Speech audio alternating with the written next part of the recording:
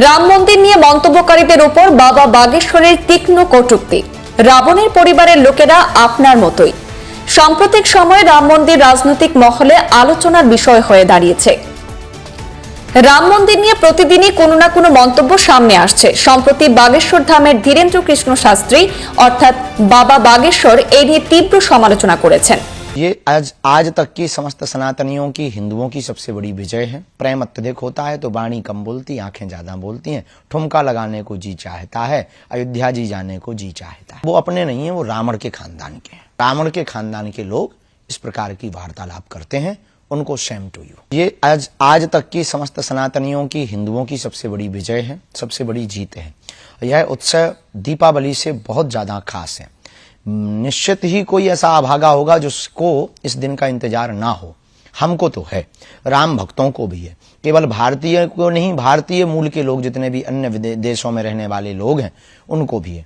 तो जो है हमारा यही कहना है कि उस दिन दीपावली मनावे और उत्सव का उत्साह पूछो मत। प्रेम अत्यधिक होता है तो वाणी कम बोलती, आंखें ज्यादा बोलती हैं। ठुमका लगाने को जी चाहता है, अयोध्या जी जाने को जी चाहता है। जी, लेकिन आप जो कह रहे हैं कि उत्सव का ये दिन है, विजय है सनातनियों की, लेकिन कुछ लोग इसी धर्म से जुड़े हुए लोग वो जो बयान दे रहे हैं, कोई कहता है अभी भी ये कोर्ट का फैसला है, मंदिर तैयार हो चुका है, लेकिन अभी भी कुछ लोग सलाह देते हैं कि वहां पर अस्पताल बनना चाहिए, तो कोई कहता है स्कूल बनना चाहिए, और कुछ लोग तो सनातन धर्म पर ही प्रश्न उठाते हैं कि इसमें तो जाति विभेद है। ये तमाम चीजें अभी भी प्रश्न उठ रहे हैं। बिल्कुल भी जाति विभेद नहीं, मूर्खतापूर्ण बातें हैं ये। और पहले तो उत्तर हम आपको ये दे देवे कि वहां पर अस्पताल वहीं पर क्यों बनना चाहिए? मस्जिदों पे बनवाओ, चर्चों पे बनवाओ। अस्पताल, विद्यालय आपको बनाने, हम इनके विरोध में नहीं, पर ये हम सबकी आस्था का केंद्र है।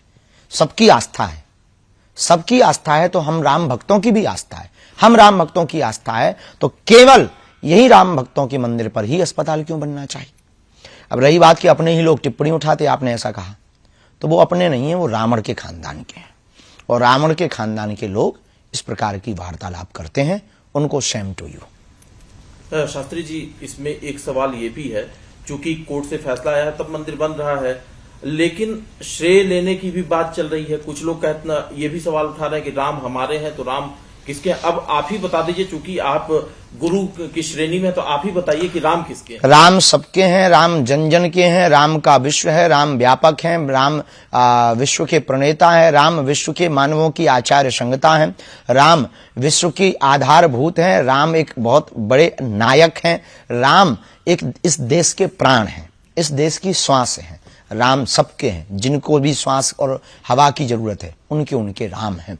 और रही बात जातिवाद के लिए राम मंदिर नहीं हो रहा, सबरी का मंदिर बन रहा, निषाद राज जी का भी मंदिर बन रहा, तो क्या ये जातिवाद के लिए बन रहा? जातिवाद के लिए मंदिर नहीं है, अपितु राम भक्तों की आस्था के लिए मंदिर है।